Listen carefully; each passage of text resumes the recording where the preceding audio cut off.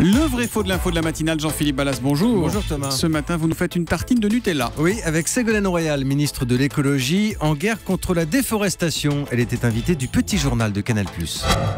Il faut arrêter de manger du Nutella, par exemple, parce que ça, c'est l'huile de palme qui a remplacé les arbres et donc il y a eu des dégâts vous considérables. Vous pouvez faire couler toute une boîte en disant faut pas manger de Eh Nutella. bien, il faut qu'ils utilisent d'autres matières premières. Voilà, Ségolène Royal dit qu'il ne faut plus manger de Nutella. Alors si c'est pour ne pas grossir, on comprend, mais à cause de la déforestation, c'est vrai ou c'est faux, Jean-Philippe ? C'est faux, Thomas. Pour être précis, disons que si vous voulez dénoncer la déforestation, Ferrero, la marque qui produit la pâte à tartiner, Ferrero n'est sans doute pas la cible la mieux choisie. Pourquoi ?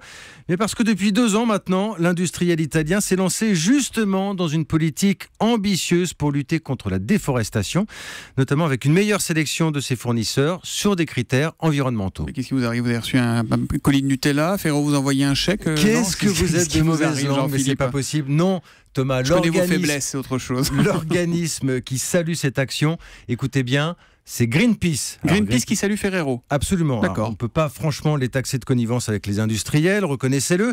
Greenpeace que nous avons appelé hier et qui nous dit que oui, Ferrero a fait des efforts notables et appartient d'ailleurs désormais au Palm Oil Innovation Group. C'est le groupe international mis en place avec des ONG, des industriels qui sont mobilisés contre les ravages de la déforestation. Bon, on imagine malgré tout que l'action de Ferrero n'est pas forcément tout à fait spontanée. Évidemment, Greenpeace vous dit qu'il a fallu plusieurs années pour convaincre les industriels. On sait aussi que l'huile de palme, c'est un sujet sensible pour Nutella. Alors, je précise bien ici que nous ne parlons pas du volet santé, c'est un autre débat.